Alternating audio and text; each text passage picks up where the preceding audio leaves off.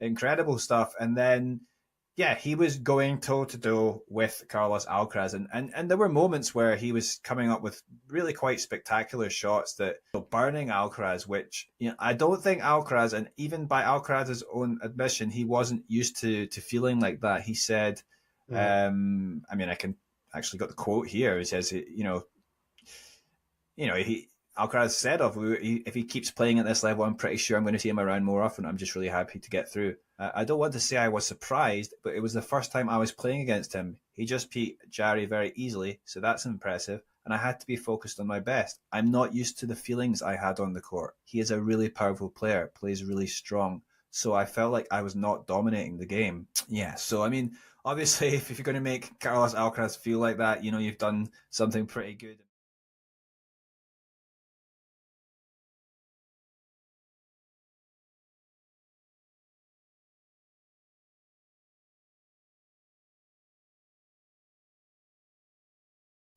I mean, to be fair to Boo, he was more than matching Rublev in the rallies, and of course, we all know the power, and how good he is.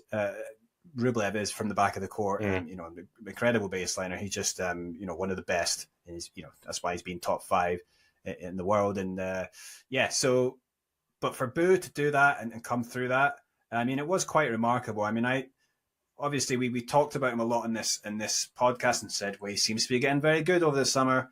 I mean, even those of us who watch tennis closely did not quite expect him to pull this off. But I mean, it was very obviously we know how good his tennis in terms of like it can be in the rallies, but then just mentally that he was able to stay composed and stay strong and be aggressive, and it's I watched Boo last year. That was sort of a bit of a breakthrough for him because he played the Seoul Challenger. It was here, yeah. In spring last year, and he went on to win the title against Vukic in the final. I mean, I saw him actually there's a video I shared just after Boo's run on Twitter. I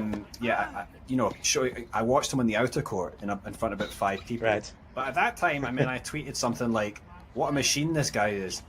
What struck me back then was, he certainly wasn't hitting the ball as well as he does now, but he was, had a good serve, and he, you could tell he was very determined, and he was a good athlete. That's what, I could see then. Right. And then he ended up having a good week and winning the title. Didn't do well though. If that was the standard that he'd set, then didn't really match it for the rest of the year. But then from this year, from April, he had a good tournament, and in Korea I think he got to the final, and then he won a few tournaments over the summer at the challenger level.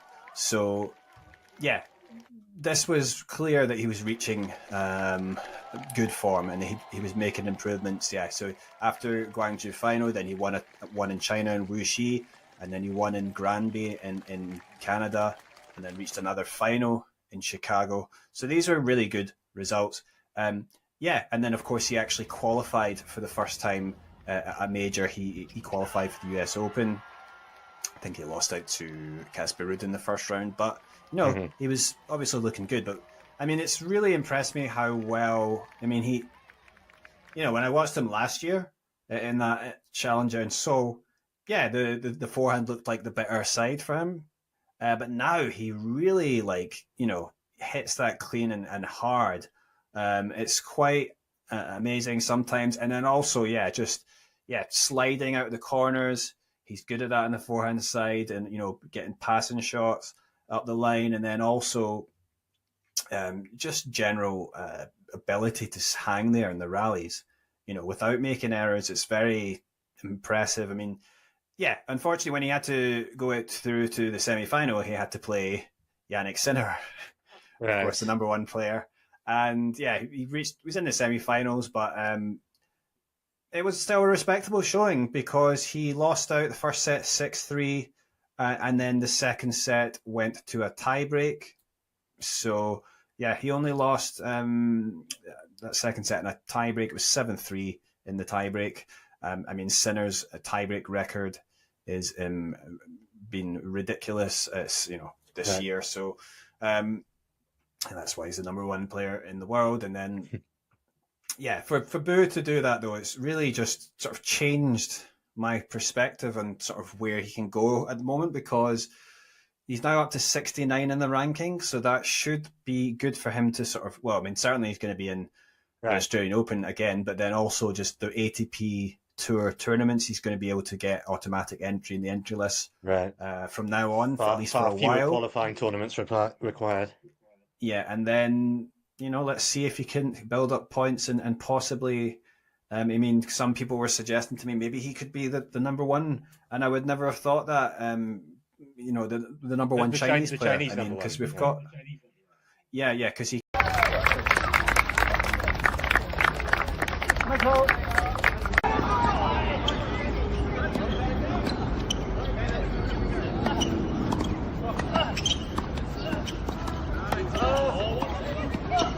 Can you change it? No. Can't change it, right? So it does you no good to dwell on it. Sometimes we dwell on maybe bad points, but you know, sometimes we dwell on good points, right? How many times have you guys seen players go, they hit a great shot, they're like, give me applause, give me applause, give me applause. They're still thinking about the great shot that they hit, and then before they know it, before they come back, they realize, oh shoot, I just lost the last 3 points, I didn't even realize it, right? So you cannot change what's happened already in the past. So when you play one point, whether it's good, whether it's bad, just know, hey, come back, play again, whatever point is in front of you, you make sure you give 100% focus. Incredible stuff. And then, yeah, he was going toe-to-toe with Carlos Alcaraz. And there were moments where he was coming up with really quite spectacular shots that burning Alcaraz, which, you know, I don't think Alcaraz, and even by Alcaraz's own admission, he wasn't used to feeling like that. He said, I mean, I can actually got the quote here. He says, Alcaraz said if he keeps playing at this level, I'm pretty sure I'm going to see him around more often. I'm just really happy to get through. I don't want to say I was surprised, but it was the first time I was playing against him. He just beat Jarry very easily, so that's impressive. And I had to be focused on my best. I'm not used to the feelings I had on the court. He is a really powerful player, plays really strong. So I felt like I was not dominating the game. Yeah, so I mean, obviously, if you're going to make Carlos Alcaraz feel like that, you know, you've done something pretty good. I mean, I think for me, the expectation would probably to get at least 3, 4 wins before the US Open, just to, prepare her for the US Open, which I think is probably the target for her and her team. Like, they want to get that first slam main draw win, and what better place to do it than the US Open, where she's experienced her most successful, in at the junior level. And definitely there will be a lot of Filipinos in New York cheering her on. So I think if there's any place that for her to get that first slam main draw win, that would be it. So hopefully the tennis gods will give her a good draw for the US Open. Like, personally, I would love for her to finally just get that first slam main draw win this year, just to cap off her first year on the tour. And I think it's doable. Although, of course, the hard court swing is a bit more challenging because there are so many players who can play on the hard court versus like on the grass, for example, where if you have like just a slight edge of being more comfortable, moving better on the grass, you would do better than most of the other people on the field. But hard court is, I would say, more equal playing field in terms of the rest of the tour. All of them know how to play on hard courts, right? So yeah, I would say maybe get 3 to 4 wins during the warm up to the US Open, and then finally get that main draw win would be a great. Good. Yeah, I mean, I think that's fair. It's difficult to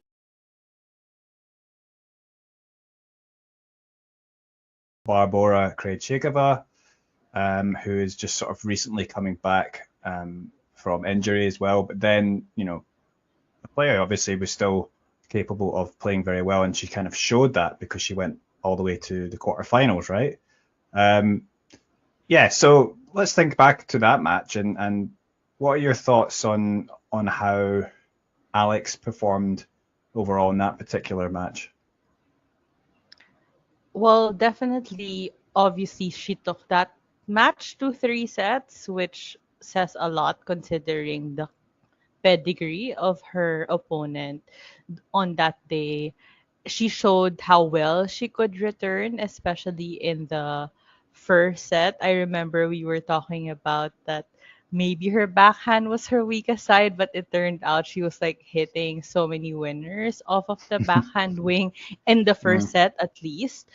But definitely the serve is still a liability, and it was what Krejcikova ended up targeting in the second and third sets, especially her second serve. So I guess the lack of ability to get free points off of her serve or serve plus one hurt her on the grass, especially at that level. I mean, definitely unlucky that she met Barbora in the first round, but I do think that for her it was like a dream magical debut on Wimbledon, like to be Mm. able to play the defending champion, and you play on center for your first ever main draw match on Wimbledon. I think that was really great for her, that and she loved it, and she actually didn't show much nerves during that match, which you would expect for like a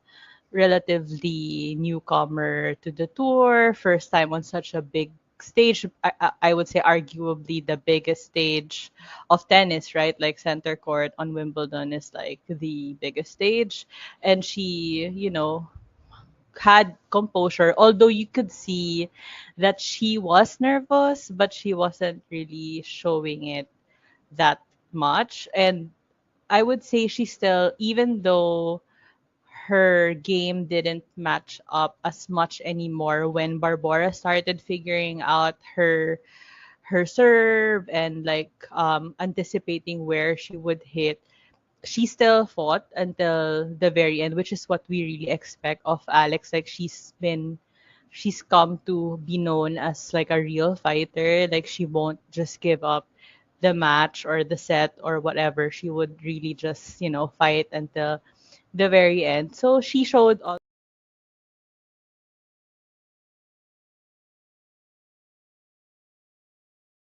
Incredible stuff. And then, yeah, he was going toe to toe with Carlos Alcaraz, and there were moments where he was coming up with really quite spectacular shots that burning Alcaraz, which I don't think Alcaraz, and even by Alcaraz's own admission, he wasn't used to feeling like that. He said, I mean, I can actually got the quote here. He says, he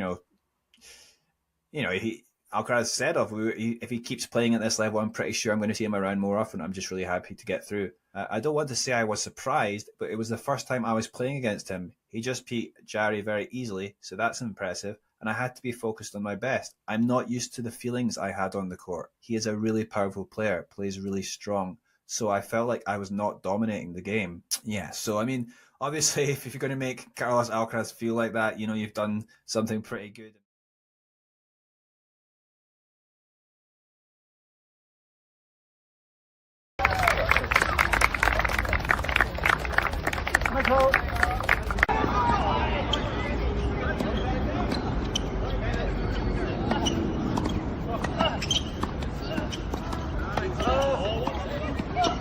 Can you change it? No. Can't change it, right? So it does you no good to dwell on it. Sometimes we dwell on maybe bad points, but sometimes we dwell on good points, right? How many times have you guys seen players go, they hit a great shot, they're like, give me applause, give me applause, give me applause. They're still thinking about the great shot that they hit, and then before they know it, before they come back, they realize, oh shoot, I just lost the last 3 points, I didn't even realize it. Right? So you cannot change what's happened already in the past.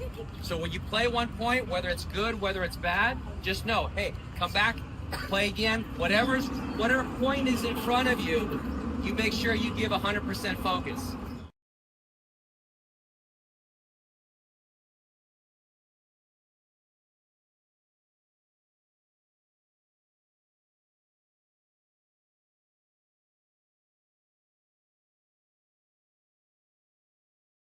incredible stuff. And then, yeah, he was going toe to toe with Carlos Alcaraz, and there were moments where he was coming up with really quite spectacular shots that burning Alcaraz, which I don't think Alcaraz, and even by Alcaraz's own admission, he wasn't used to feeling like that. He said, I mean, I can actually got the quote here. He says, he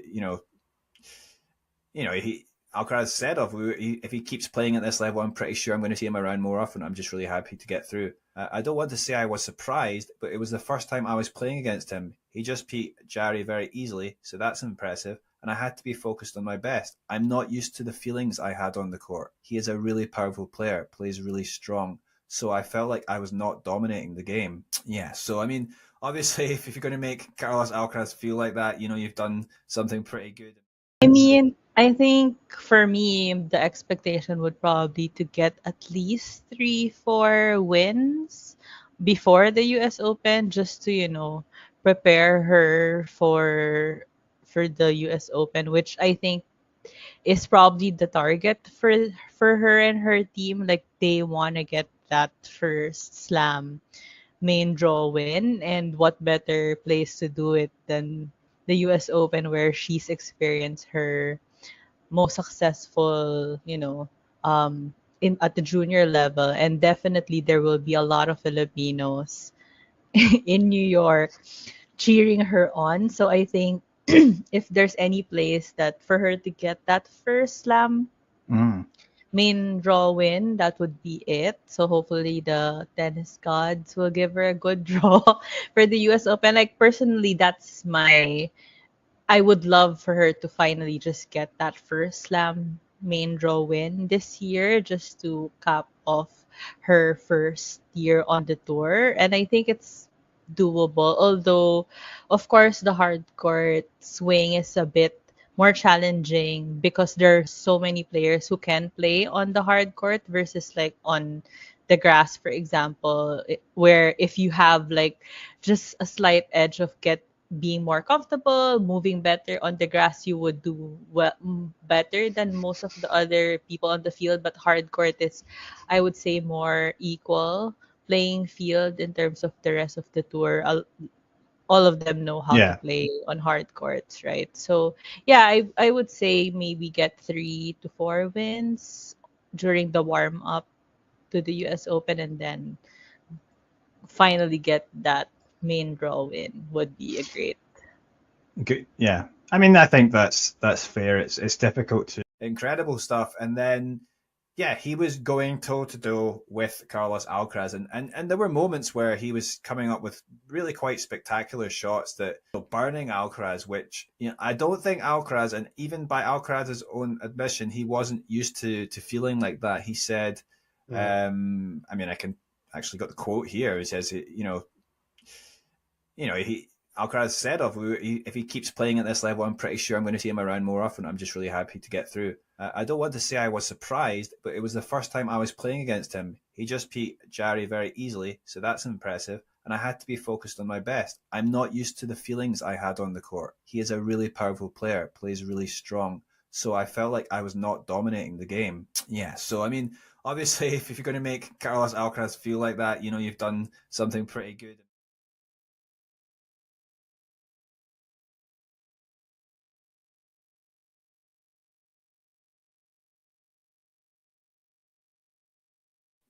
I mean, to be fair to Boo, he was more than matching Rublev in the rallies, and of course, we all know the power, and how good he is.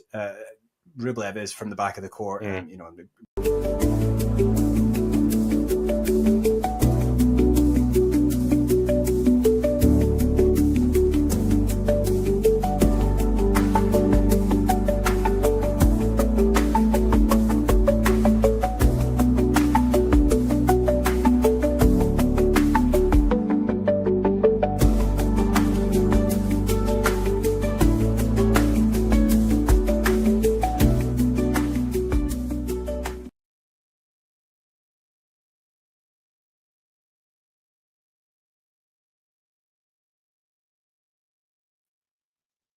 Hello, and welcome to this live watch along.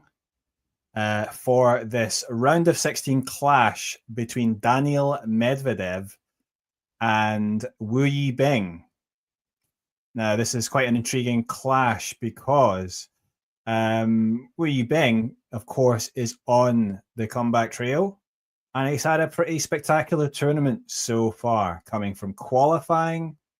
He's come through some tough matches. He's managed to beat some good players as well. I mean, he came through against Kruger and Mute in the qualies, but then he beat Gael Monfils in straight sets, pretty convincingly, 6-3, 6-1. And then Alexei Poprin, the 10th seed, 7-5, 5-7, 6-3. That was a pretty great performance for him. And these conditions, these quick courts, hard courts, of course, are his favorite surface, and absolutely no doubt that he can excel on this surface. But so can Daniil Medvedev, who is, of course, the 8th seed and former number 1 and former Slam champion as well. So no doubting the quality that Medvedev still has, even though he has maybe dipped in form of late. But let's think forward to Wu Yibing, though, because Wu Yibing, he's the first ATP title winner in singles from a Chinese man, first Chinese man to do that, and he did that back in 2023, 3 years ago. We now actually have the match about to start here with Wu Yibing to serve. Yeah, for Wu, he's had some difficulties in terms of injuries. He's had a string of injuries and physical issues that have kept him out for the game much more than he'd like. And he's come back recently, started in the Challengers and has made his way back into the ATP Tour events, coming through qualifying in this particular tournament. He qualified before. But he's looking in pretty good form. One thing I would say is that they've had they have played once before, and that was back in 3 years ago at the US Open. Daniil Medvedev came through that one pretty convincingly in straight sets, of course, but that was a long time ago, and there's been a lot of a lot gone on since then in terms of development of him as a player, Wu Yibing. And of course, Medvedev has dipped a little bit. But no doubt that Wu Yibing, given his physical issues and what he's gone through, he's extremely motivated, and he's shown that this week with his performances. And this could be tricky. I would imagine it's going to be quite hot there, be early in the morning there, but it's beginning to get close to midday. So yeah, that could potentially affect this as well, this particular match. But already a good start. We've got Wu Yibing up 40-15 early in this match. So you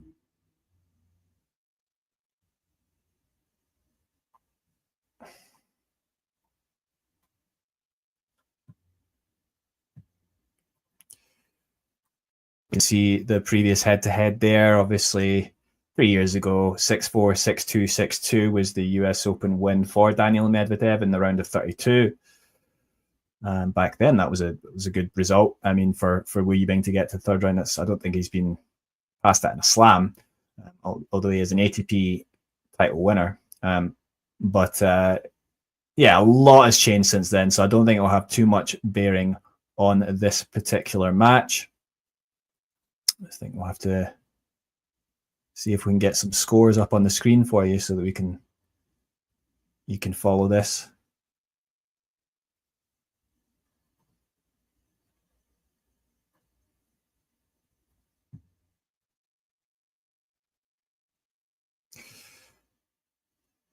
Okay, so that was there, just a double fault earlier on from Wu Yibing, which obviously is not the best start for him here. Because a double fault when he had game point there, but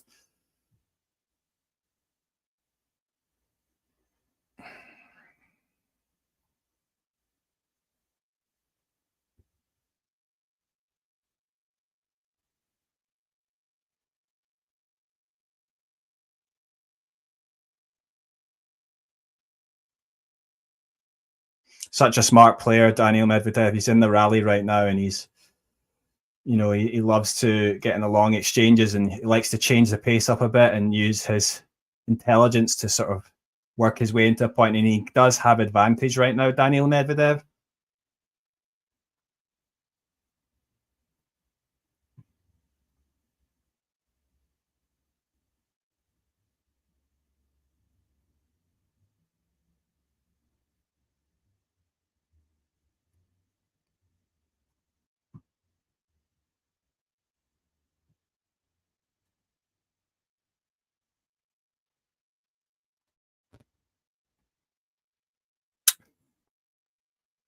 So yeah, we can see there already Medvedev going up an early break as Yibing sends his forehand out.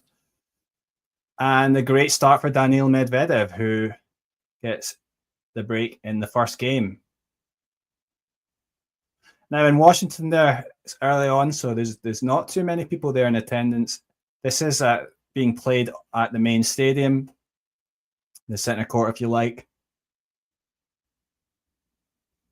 Of course, it's a Friday, and no doubt people still making their way into the grounds. You can see Nakashima's there, already up a game on serve still against Cameron Norrie. Cameron Norrie in good form at the moment, and a bit of a resurgence maybe. And yeah, that could be an interesting one. I think the conditions will suit Nakashima as well, so it could be a good match. But here is Daniil Medvedev about to serve.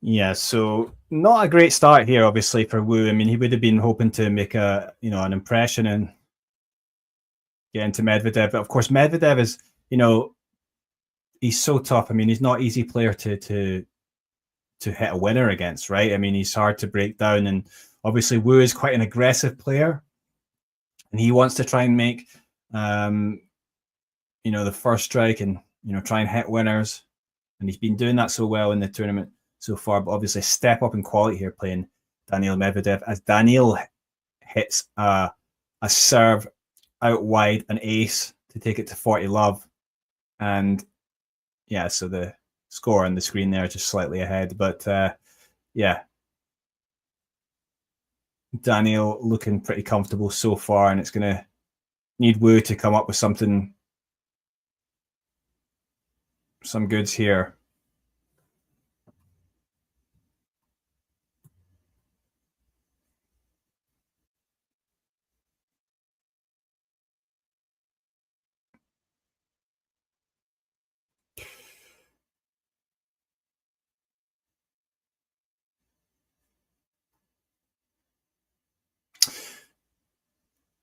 So yeah, Wu Yibing's scores so far. You want to look at his performances so far. You can see there his run. So having won 4 consecutive matches, you do wonder though as well, maybe is he a little bit fatigued? He might be. I mean, he's come through 3 of those matches in 3 sets. And Medvedev, is he the kind of player you want to play if you are fatigued? Probably not. But he's looking okay. I mean, I'm not saying that he is fatigued, but there's a chance that could play a factor. I mean, right now it's about 28 Celsius. What's that in Fahrenheit? About 83 Fahrenheit. So 28 Celsius, and it's pretty hot and it's humid. And it's expected to hit 32 Celsius later on. So yeah, difficult conditions. Although I'm sure these guys are well conditioned. And yeah, so Wu does take it to 30-love.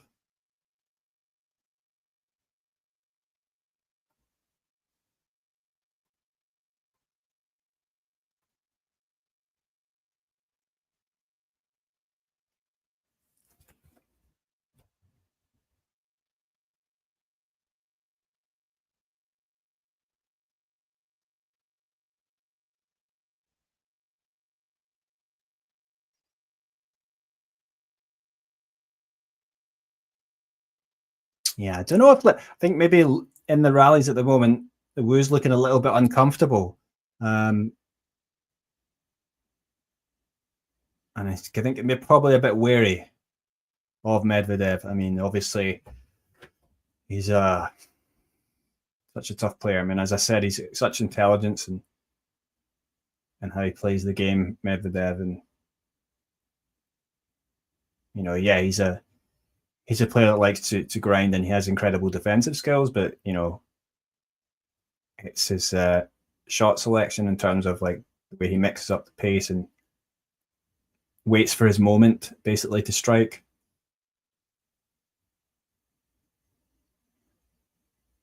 Changing direction, but it's got to 30 all now. And again, I think that was Medvedev sort of working him from side to side and making Will look a little bit uncomfortable, I think.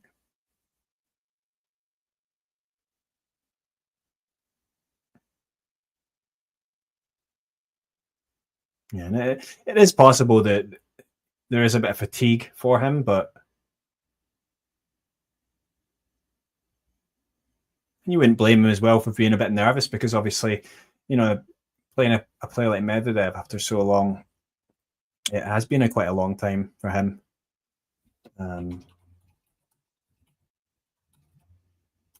It was a great hope for Chinese tennis, and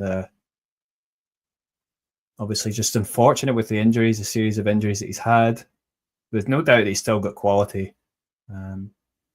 Sort of the last big player he played would have been back in the Shanghai Masters last year when he played Carlos Alcaraz. He lost in straight sets, 7-6, 3-6-3, but it was the first set was taken to a tiebreak, and Wu Yibing was incredible, really.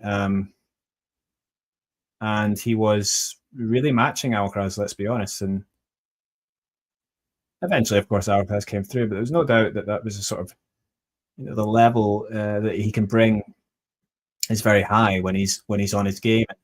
Similar sort of conditions in terms of, quick hard court. So, yeah, so at least Wu now is on the board. He does hold, and that's going to make him feel better for sure. Hopefully he loosens up a little bit.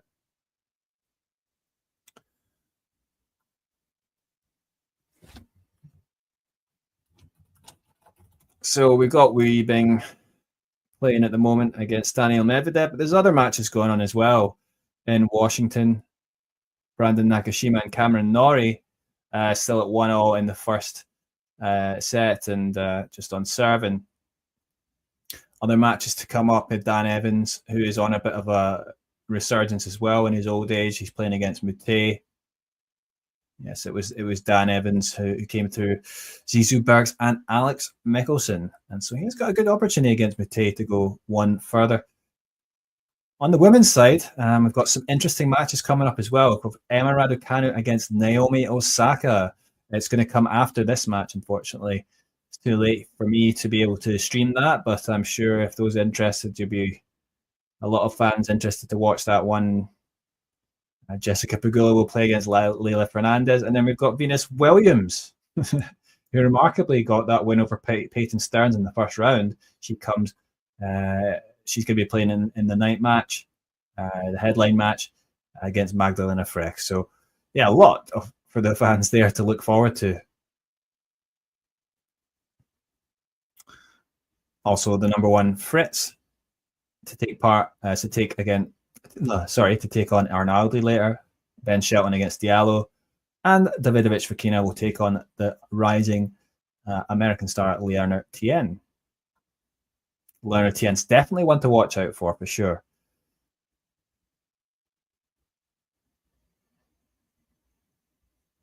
So we're starting in this second set. There was a good return there for Wu to take it to 15-all. And Medvedev and Wu.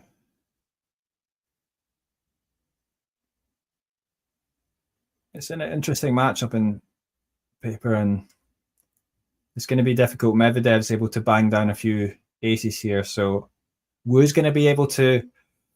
He's going to have to take any chances that come his way on return for sure. And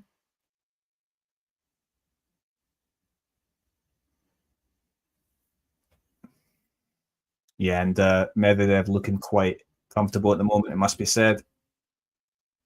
On serve.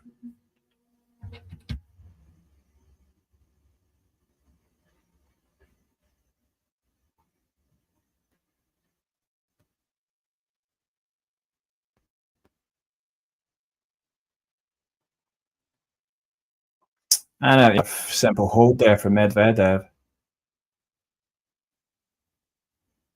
3-1.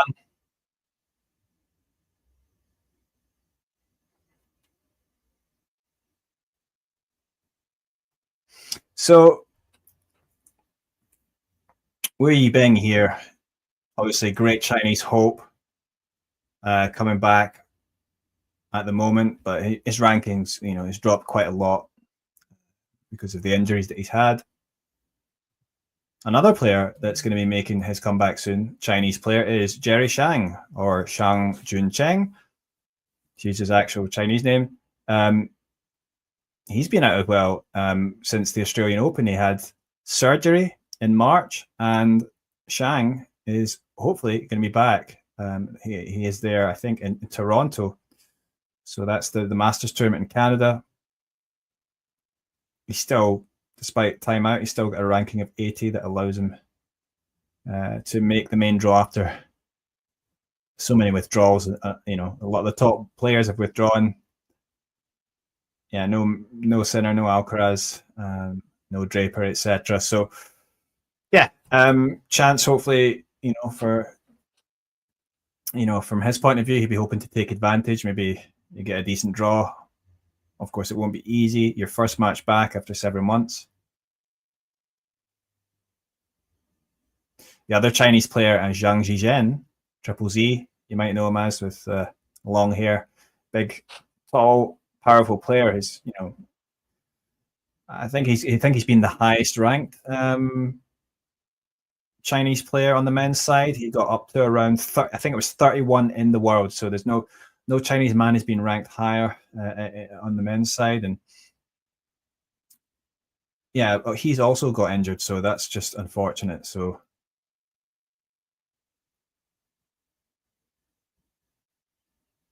we're looking a bit more comfortable there with his ground strokes there. That forehand, very powerful and deep. Bring it to 40-15.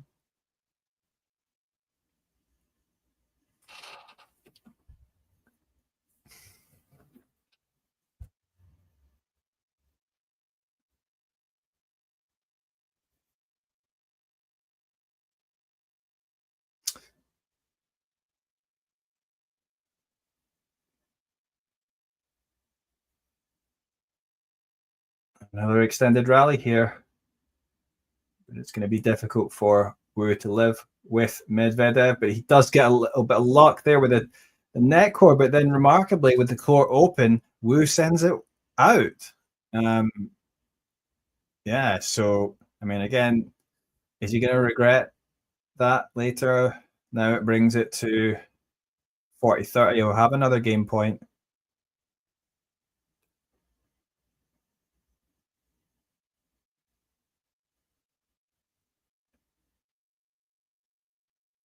Nice. That was a good serve. He banged down, and that allows him to take the game. So just one game behind at the moment. Medvedev up just the one break at 3-2. Early on, though, so Wu does seem to have settled a bit. So there's a chance he can maybe work his way back into this set, and that'll make it interesting.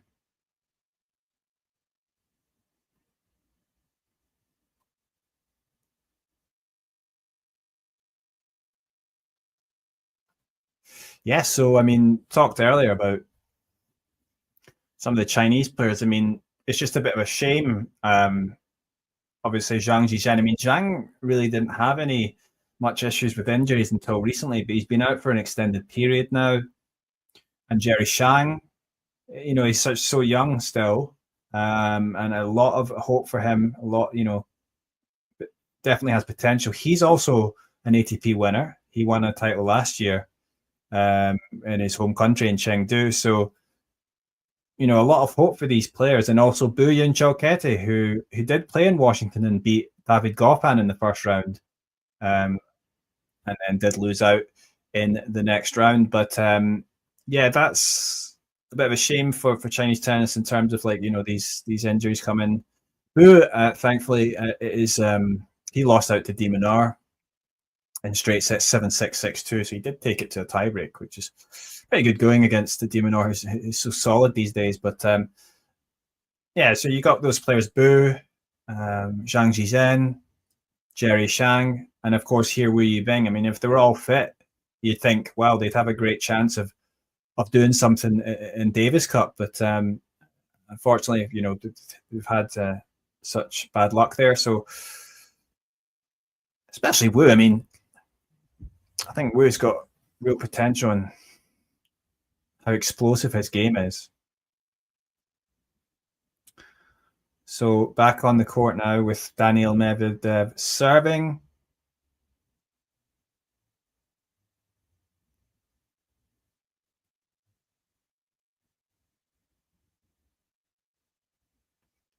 Yeah, unreturned there by Wu into the net.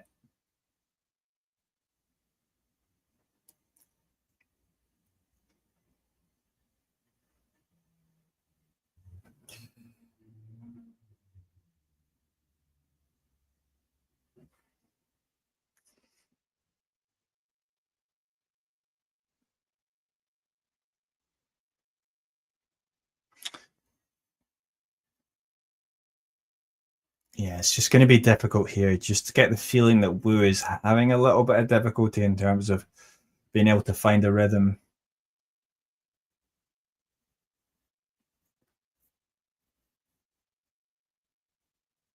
Yeah, Medvedev going through his service games pretty easily at the moment.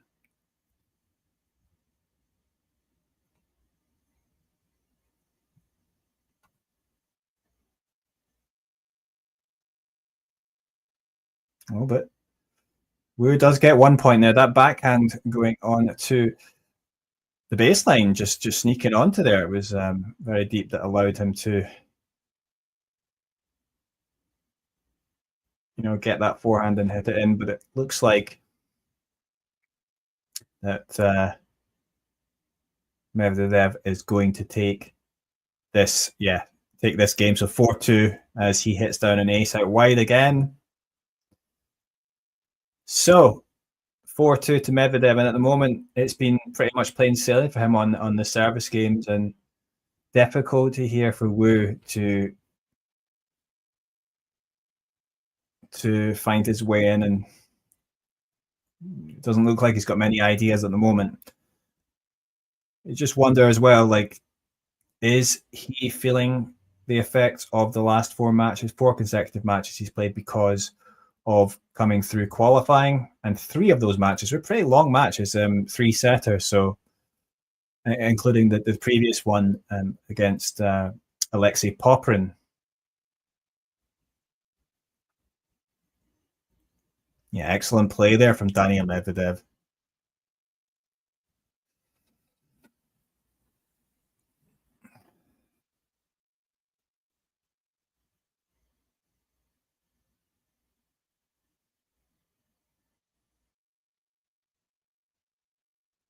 And we're in an extended exchange again. Daniil Medvedev's trying to get so many balls back and just keep making him work for it, Wu. And so we get to love 30 with the error there from Wu.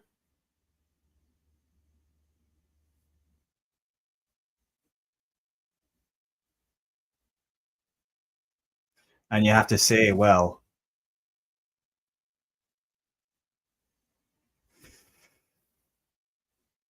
unfortunately, I cannot give you the link. But if you want to, I can't give you the link. But if you want to watch it, you probably watch it through Tennis TV. Although that's a paid subscription for that one. Well, Wu gets the service ace there. And that might be crucial because you feel like, well, I mean, loses this game and basically this set's gone. Especially with the way Medvedev has been going through his service games. So And that was a good serve again, but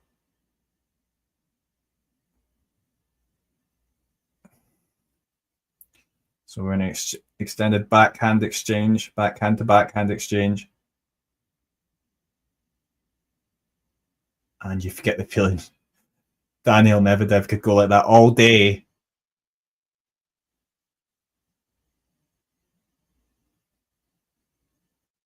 But eventually, it is the error from Medvedev on the forehand side. And, Wu happy to, trade backhands with him, and he does come out on top. So be interesting to see if he's actually able to last here physically, in terms of, obviously talked about his matches previously.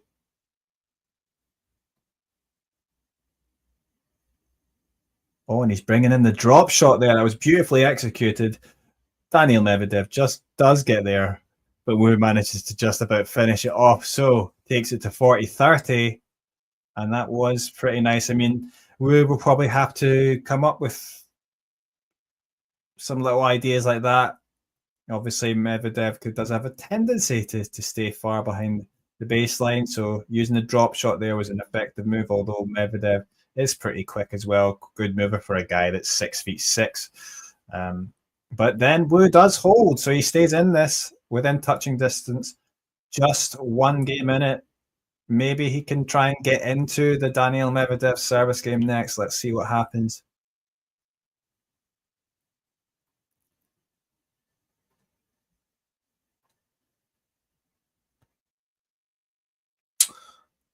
Let's have a look at the scores elsewhere. Obviously, you can see on your screen now we've got Medvedev up 4-3, but Brandon Nakashima and Cameron Norrie playing on John Harris Grandstand. Still on serve there, 3-2. The 14th seed Nakashima leads. On the women's side, obviously, those matches have not started yet, but Emma Raducanu and Naomi Osaka going to be on next after this match. That'll be an intriguing one for sure. We got some doubles in Grandstand of Matthew Ebden and John Peers, and Roger Vasselin and Nice. And yeah, there we go. So a lot of tennis as well ahead. You can see some of the matches ahead on the men's side. Evans and Mute. Demonor and Lehechka, certainly an intriguing one. The 7th and 11th seeds there. Ben Shelton against Gabriel Diallo, two big servers. So that's going to be potentially a close one. And Diallo, first time ATP winner, not that long ago on the ATP Tour. Lerner Tien will be hoping to make the quarterfinals against Davidovich Fekina. That could actually be a pretty interesting matchup. So back to the tennis, though, in Washington on center court in the main stadium between Medvedev and Wu.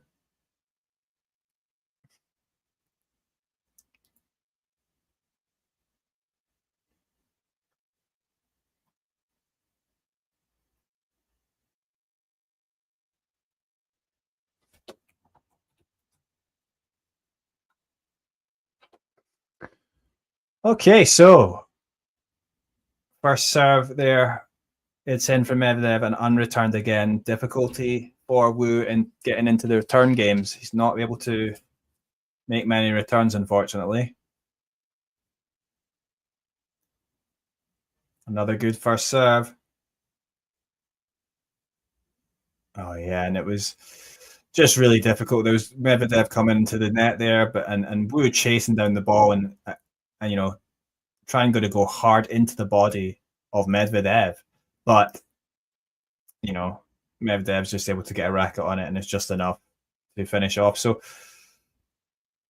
now Medvedev's using the drop shot. Wu gets there. Wu's chasing it.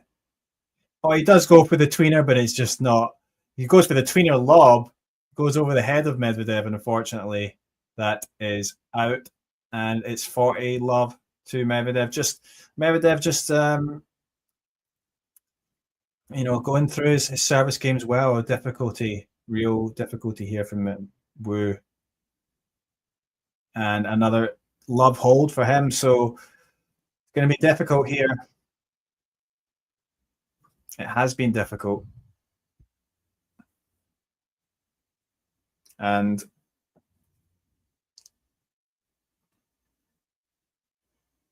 based on current evidence, it does look as if it's going to be really difficult for Wu. Even if he does, if he loses this set, to be able to get back ahead in the next set, going to be tough. We're going to just have to see if he can hold here and make Medvedev serve it out. Please like and subscribe if you're watching. Leave a comment.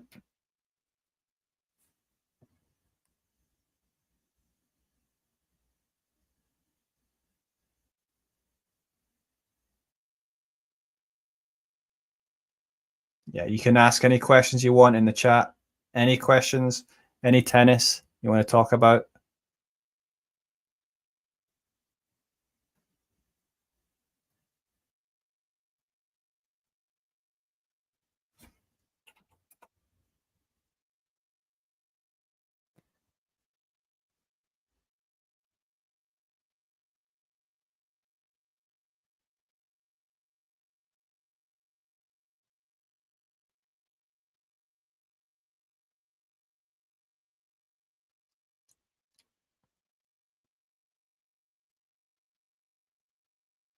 Currently, the poll showing who will win, 43% for Daniil Medvedev, 57% for Wu Yibing, only 7 votes. So most people thinking Wu Yibing's going to win. Well, and the current evidence, it doesn't look like it's going to go that way.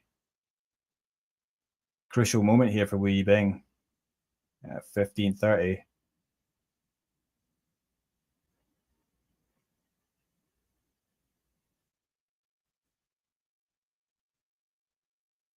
And big backhand to backhand exchange. Oh, that is a deep ball there from Wu Yibing. But you just get the feeling that Medvedev is working his way into the rally. If Wu comes out on top of this, it'll be exceptionally well done. No, it does end with a Wu error on the forehand side. And unfortunately for him, it's going to be 2 Medvedev set points. 2 set points.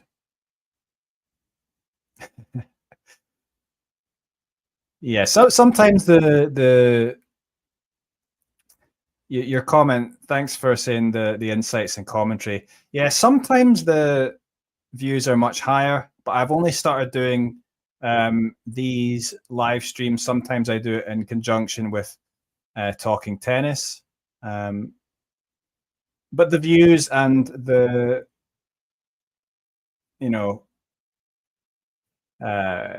subs and views are not that high at the moment, but it is building.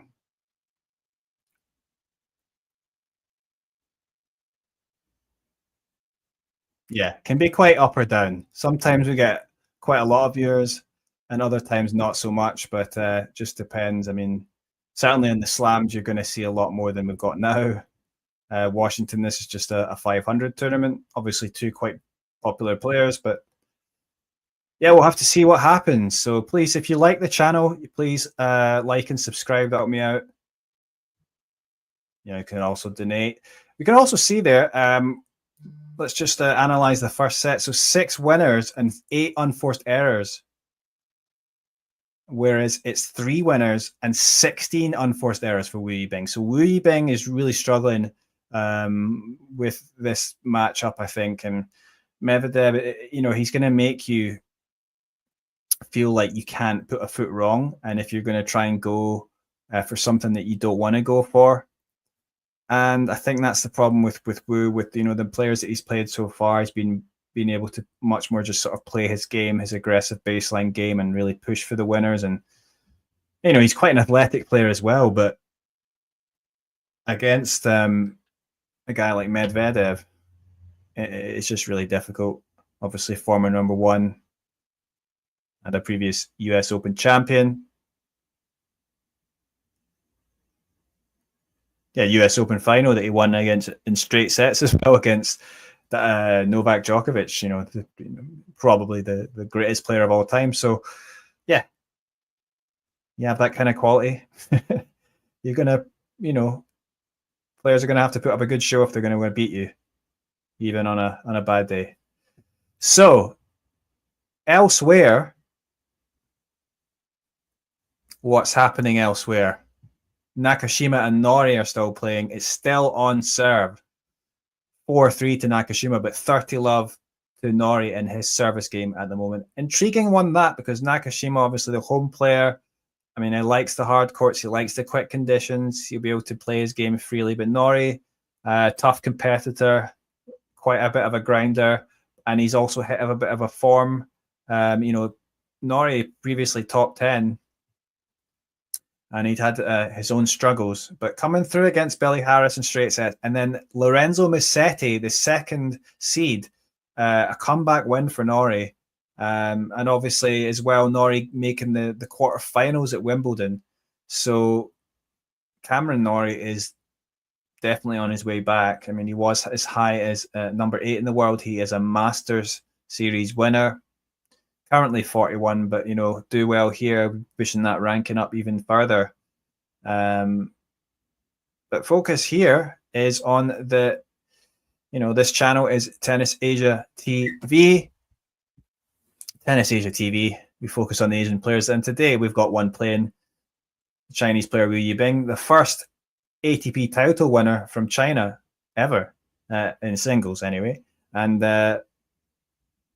Unfortunately, he's had these injuries, but he's coming back now. Won some challengers, won a few matches, managed to qualify for some ATP Tour tournaments. Qualified here and has come through 4 matches, and here we are. He's playing Medvedev.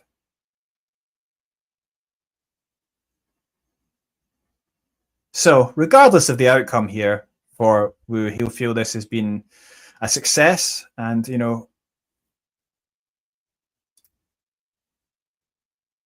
no doubt the talent he has. He's going to hope to be able to get off to a better start in this second set. He went down a break in the first game of that first set, and since then he just really hasn't been able to get into any of the Medvedev service games. So if we get in this game here, well, I mean, Medvedev bags down an ace out wide there, and he's done that several times on the juice court side. And so you're not going to get many chances probably. So anything that does come, any half chances, any break point opportunities, Wu's going to have to try and take those if he's going to get them. If he's going to have any chance of getting back into this match.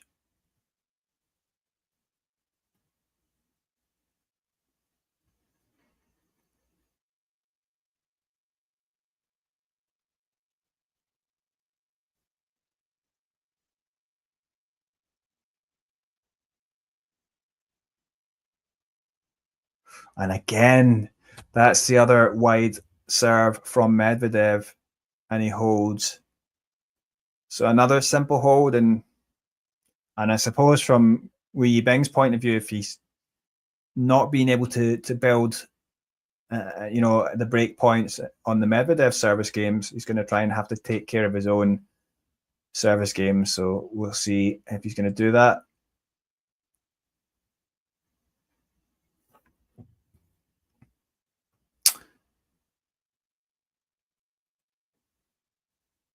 And I'd like to check that because I don't actually know where Wu Yibing is playing next. So Wu Yibing, obviously he had the injuries, so his ranking fell down. So he's currently down at 186 in the live rank, and he was up near the top 50. I think he just got into the top 50 or thereabouts. And, first ATP title winner from China on the men's side. And then, I think next, after this, he's going to have to play in Chicago, one of the challenger events there. I think he's in the qualifying for that, even the challenger event, but he might be able to make it into the main draw, I would imagine, with some withdrawals, but we'll have to wait and see for that. But this is the hard part about being a tennis player. You have your injuries and injury struggles. You can find your way down the rankings, you've fallen down, and then it becomes quite a struggle to sort of get back up just to be able to enter the main tour tournaments. And there's a double fault for him. So not looking good for Wu Yibing right now. Love 30.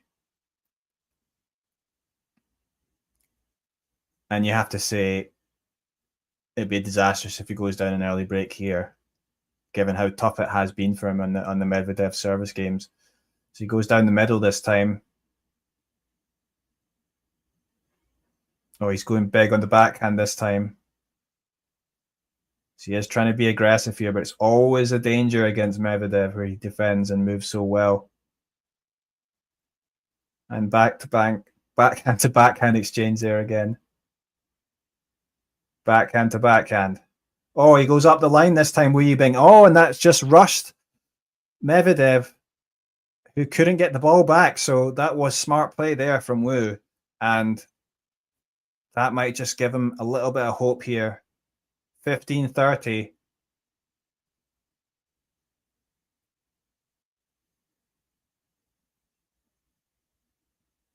Yeah, that's, I mean, well, he does get that first serve in. Is he going to be able to get the point here, though? It's very difficult. Being stretched by Daniil Medvedev. And they're in a long exchange again.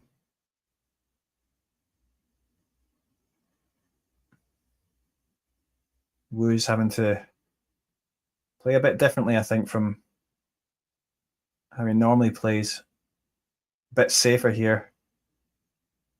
But this long exchange is only going to be, if you put your money on it, you expect Daniil Medvedev to come out on top. And eventually, yeah, Wu goes for the slice.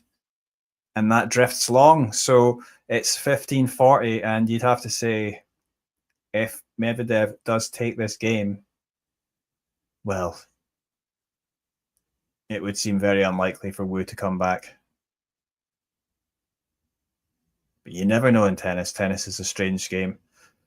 So, Wu, 2 break points he's facing. Yeah, he goes out wide on the juice court this time, just like Medvedev has been. And he wins that service point quickly. So he probably needed that. 30-40 now. Can he stay within it?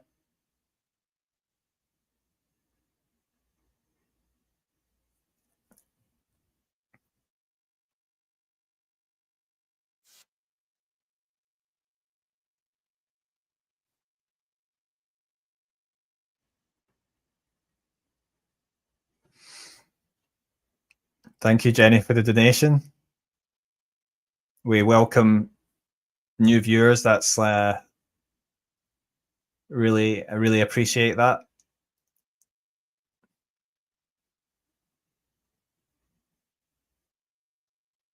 And yeah, Wu actually has taken it to juice. So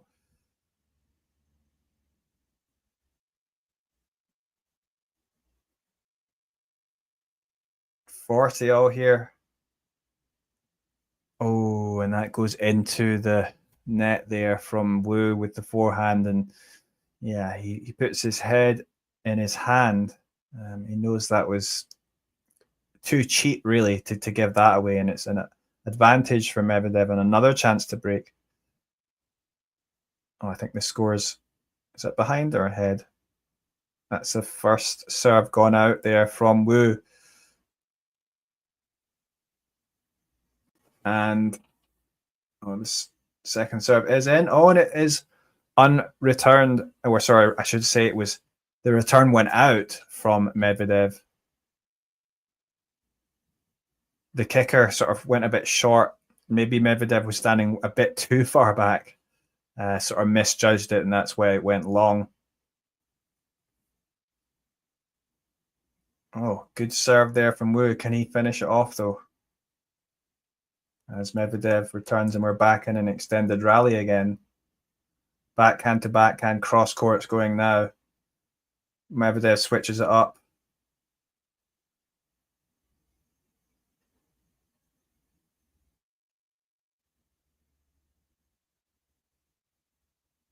Oh yeah, and that was we were going big on the backhand side, going up the line this time, but it's going long.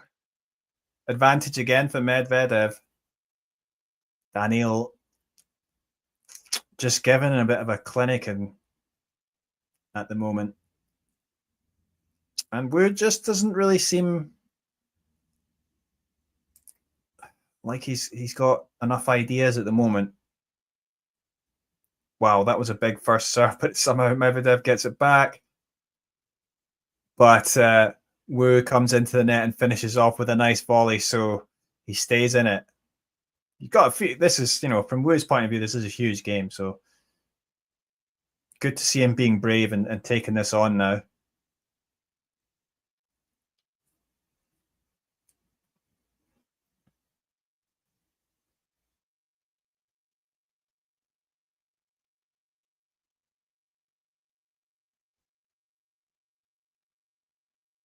I mean, the defense from Medvedev was just incredible.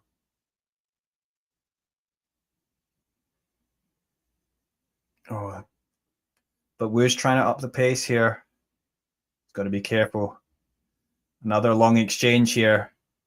Oh, and eventually it ends in a backhand rally. Backhand error from Wu, and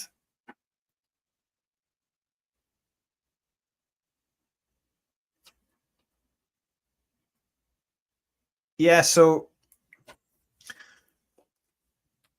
do you wonder, how useful it is for Wu to try and get into these long exchanges? He's maybe got to try and think of ways to shorten the points a bit, whether that's using the drop shot or maybe a serve and volley. Oh, a good serve there. And then Medvedev does get it back, but Wu goes back in behind Medvedev with the winner. So back to juice. Still, this is going on. Long game here for Wu. But he's battling away.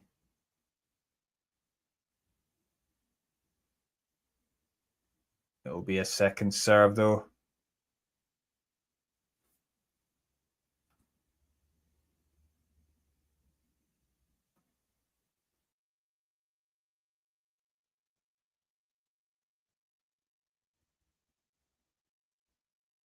And we get into that backhand to backhand exchange again. Cross court backhands.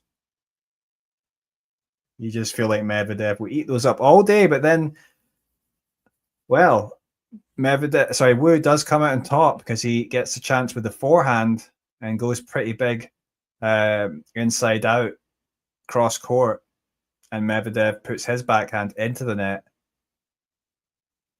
So advantage Wu. Can he actually hold here? It looks like he can. And yeah, it was a good first serve. And eventually it's an error on the backhand side from Medvedev. So how crucial could that be? If Wu manages to come back and win this set, well, that could be a moment that we look back on.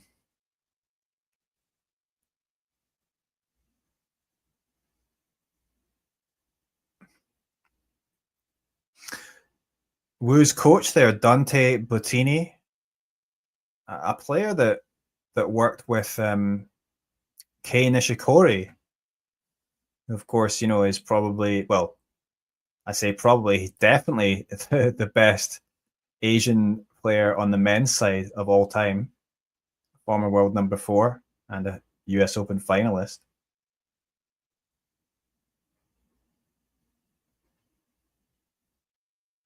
So maybe a bit more of a spring in Wu Yibing's step after that hold, and now he looks like he's got a bit more confidence in the rallies, but then Medvedev just does come out on top in that particular one. 15-love.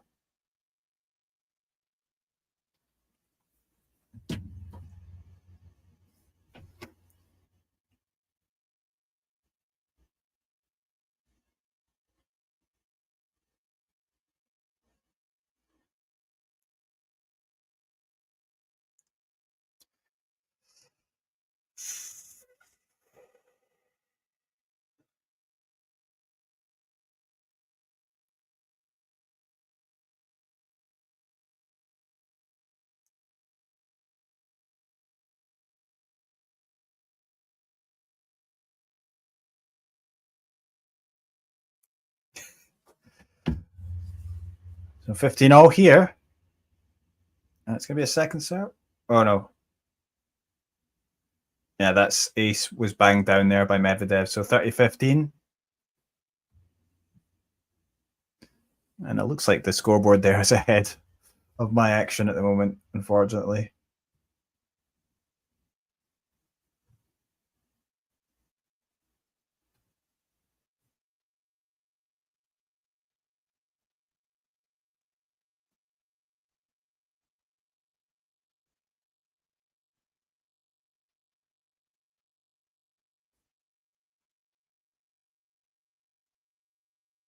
Yeah, so it's 2-1 to Medvedev early in the second set on serve.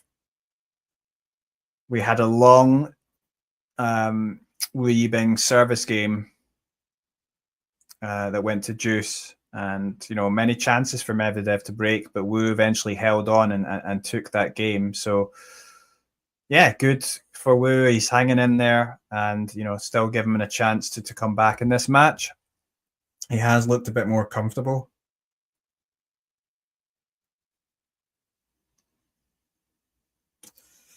Just had the news there for people that are wrestling fans, or that Hulk Hogan has died.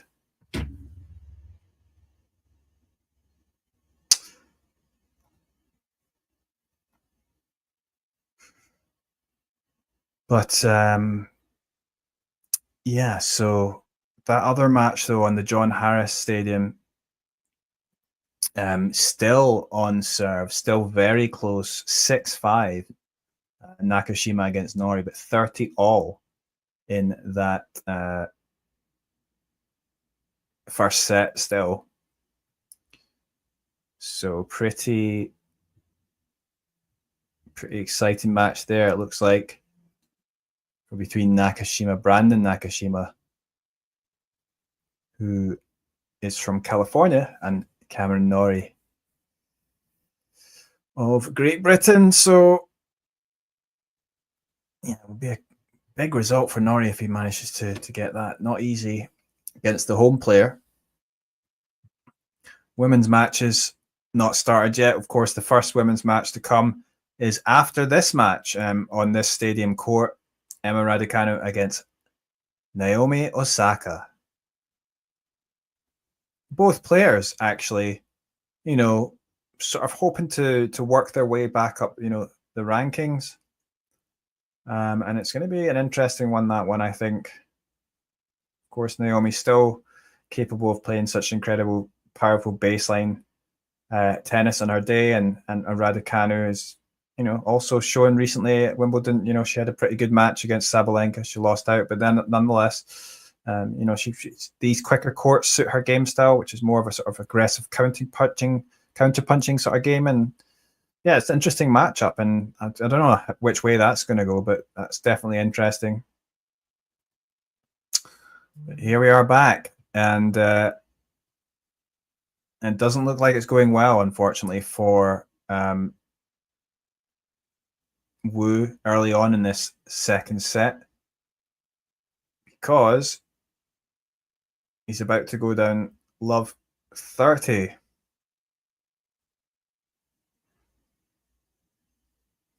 Yeah, it was another long exchange. And I don't know the stats. I mean, if there's stats about long rallies, the number that Medvedev has come out on top in, I would imagine it's pretty high, that figure.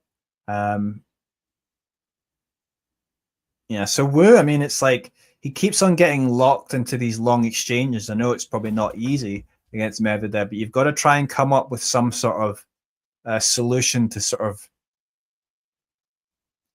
make Medvedev a bit uncomfortable. Maybe you're going to hit a few drop shots. Maybe you're going to try serve and volley.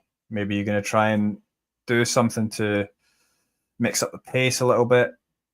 Just do something, hit a few slices. Just do something a little bit out there.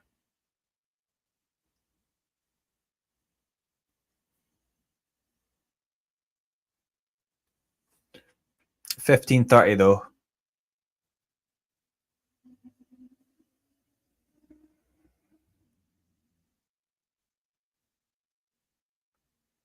and another good exchange here between them.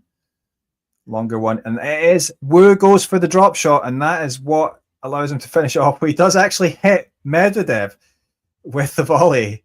He runs in and he actually hits Medvedev in the back, but Medvedev had his back turned. But yeah, it's not a big deal, and but that's exactly what he needed to do. He comes up with a drop shot, and yeah, that took Medvedev by surprise, and he managed to win the point. So yeah, just doing something a little bit different there.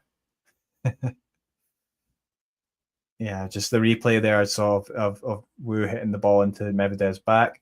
Oh, so the open court there, good first serve out wide on the juice court.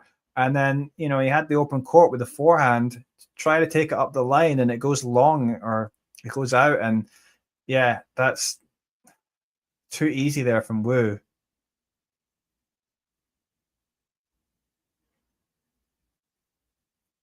Oh, big serve there from Wu. Oh, but then he hits the forehand into the net. Oh, dear.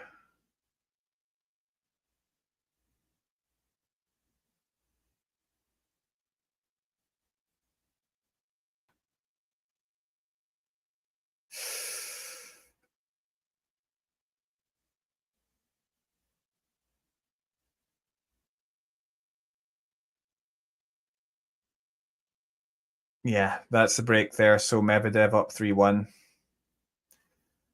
Thanks, Nico, for that information there. Wu's father originally sent him to badminton, but Wu switched to tennis when badminton proved too difficult. And now he's the first Chinese man in the Open era to reach and win an ATP Tour singles final yet. And that was a big tournament. Wow, that was a great backhand pass there from Medvedev. Great defense, counter-punching on the stretch. And yeah.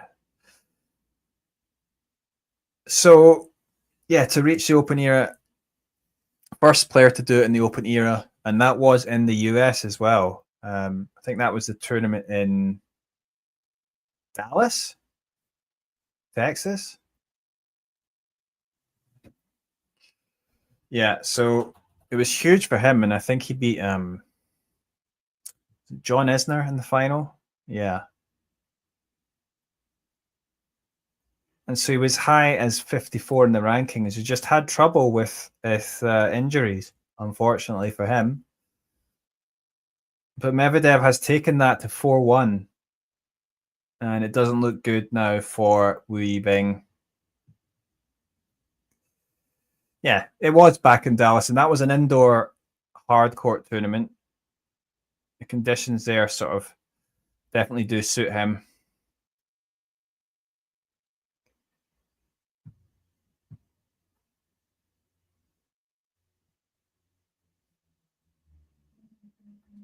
Yeah.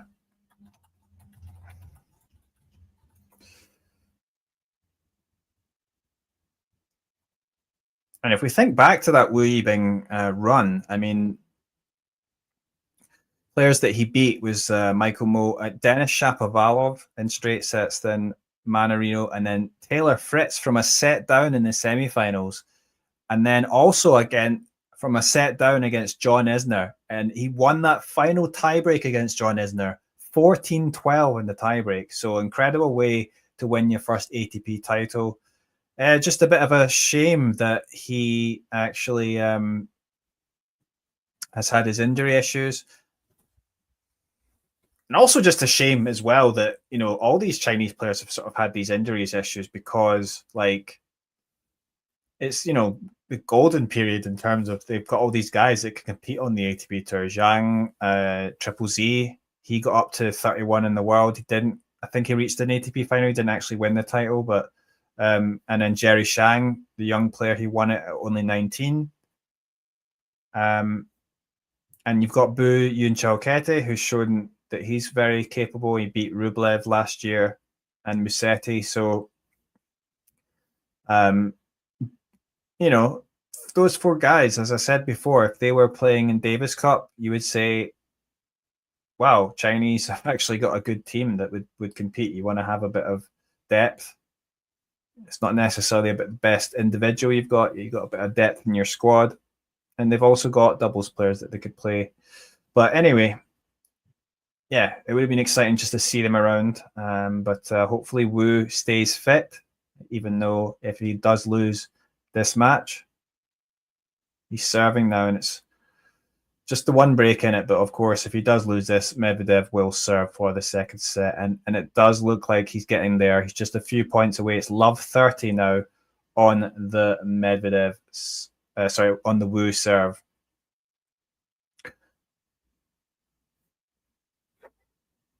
And it's a good first serve from Wu, but he's coming into the net. Oh, and he eventually gets lobbed by Medvedev, and that was brilliantly executed. Yeah.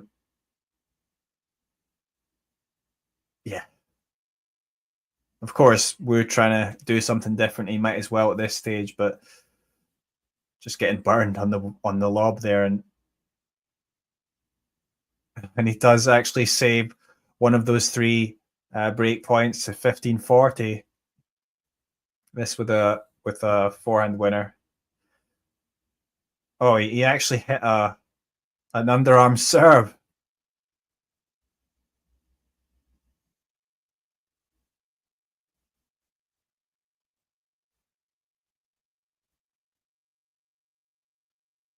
Wow. I mean, it is great hitting and power there from Wu, but he's just so difficult to get past Medvedev. But he does win that point, so it goes to 30-40.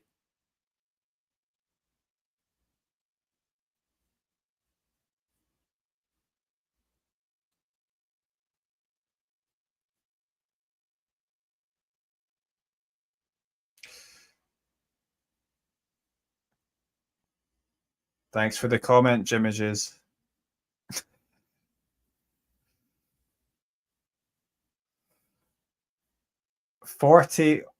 Juice, yeah. So Wu has actually come back from love 40. So how could he hang in here? Oh, he goes back in behind Medvedev. That was well done. Yeah, and you can see he's trying to just be more aggressive now, and perhaps that's something that he should have done earlier, but maybe he didn't feel comfortable. But yeah, now he's got really not much choice in terms of he's got to try and get his way back into this.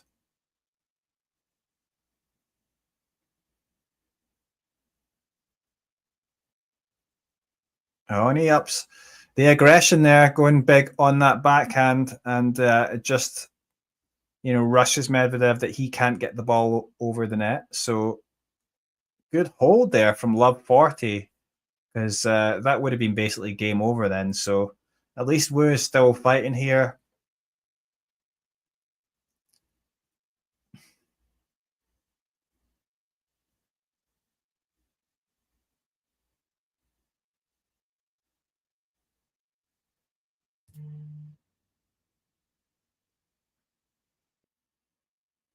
Oh, double fault there from Daniil Medvedev to start off this service game. So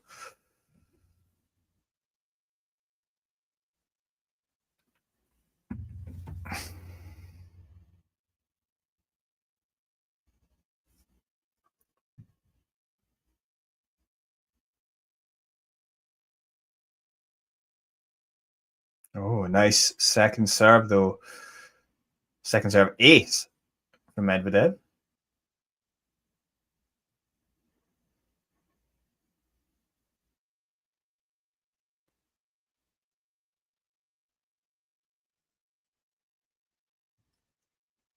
So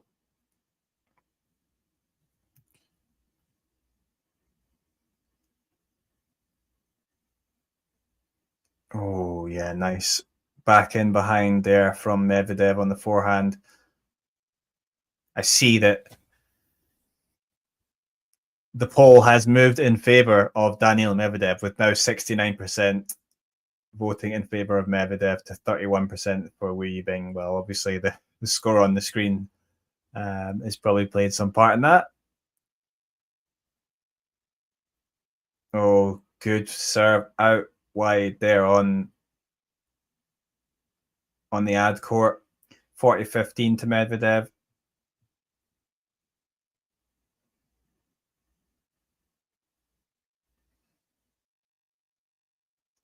So 2 game points here. But it will be a second serve. But it looks like Medvedev is going to hold here. Yeah, a good second serve. Oh, and he finds a incredible angle there. But yeah, another fairly simple Medvedev hold, and that's just really been the story of the match. I mean, it's just been so difficult for Wu to get into any Medvedev service game.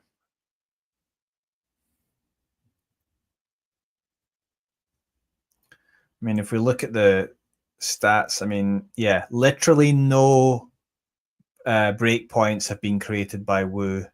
In contrast, Medvedev has had 11, and he's taken 3 of those. So 3 breaks he's actually managed to get. It could have been more, because obviously Wu saved a lot there. I mean, he had a chance to go down a break earlier in this set and held on, but eventually Medvedev did actually get a break. So yeah, it's just been a difficult one for Wu. But as I said, really good tournament for him. Getting into the last 16 here. Obviously having dropped so low in the rankings. To get 4 wins under his belt here is great for him. He also qualified in Los Cabos. He lost the first round there, but pretty good performances. And he's been winning a decent number of matches. He got to the semi-finals at the Challenger in Cari, and he won the Challenger title just before that in Tyler. That was the Tyler Challenger. And I remember that particular match, the Challenger final was being played while everyone was watching Carlos Alcaraz against Yannick Sinner in the French Open final, that incredible match where Carlos Alcaraz came back from 2 sets down. At that same time, Wu Yibing was playing a challenger match at some small court in the US, and he won that title, and he dropped to the ground. There's footage of because he was, obviously just coming back from injury. It'd been tough for him. So that was his first pro title since, this little comeback. And yeah, 2 finals going on, 2 quite different circumstances. But yeah, that's tennis. There's always tennis going on. So Wu here just serving to stay in the match. And, he's going to try and make Medvedev serve it out. Maybe he can get some luck. It's 15 all, though.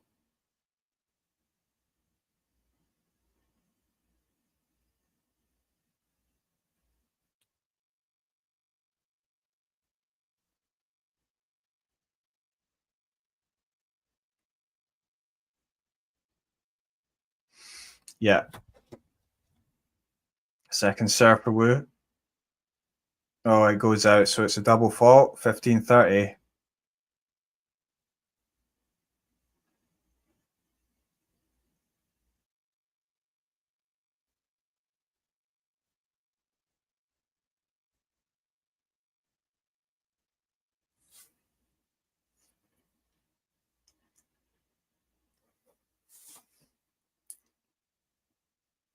Another second serve here. Oh dear, yeah. We're trying to be a bit aggressive, but it hits off the top of the net and it goes out. So it's 15-40. Now 2 match points for Daniil Medvedev.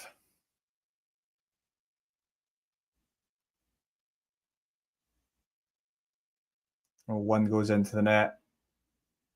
Second serve.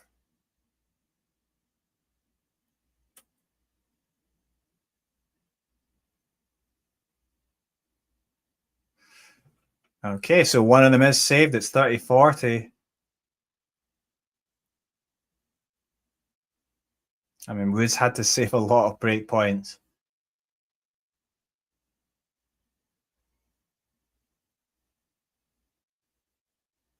Oh, that was a serve and volley attempt there from Wu, but the first serve goes out. And this is another match point they'll have to face, but this time on a second serve. It is in.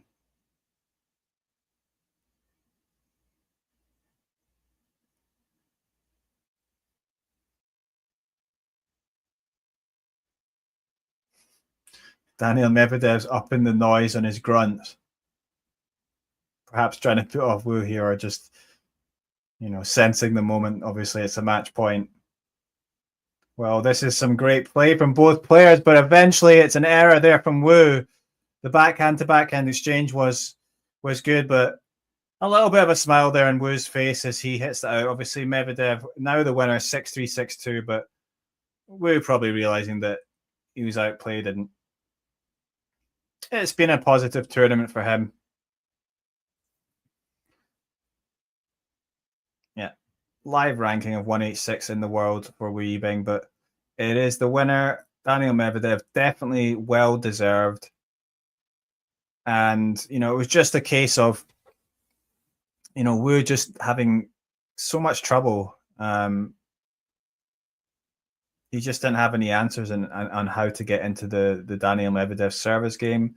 Didn't create any break points, and I think he's tried to change things up a bit too late on. He was really struggling and sort of, trying to play in those long rallies, but you don't really want to do that too much against Daniil. And I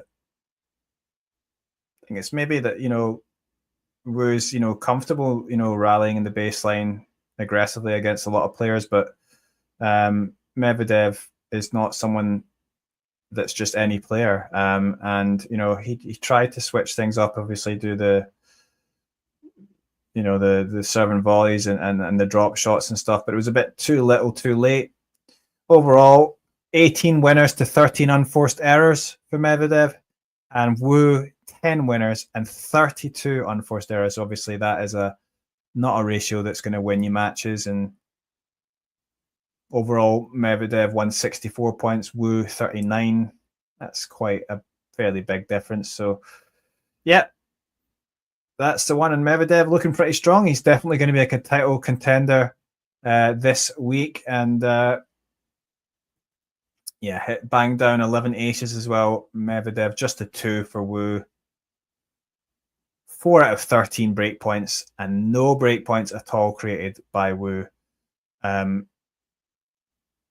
out of 13 for Medvedev. So yeah, just illustration of the dominance, really. 6-3, 6-2. I mean, Wu had a few good moments here and there, but overall it was all about Daniil Medvedev just dominating this match. And that's it. But hopefully Wu is feeling okay physically, and you'll be able to go on and play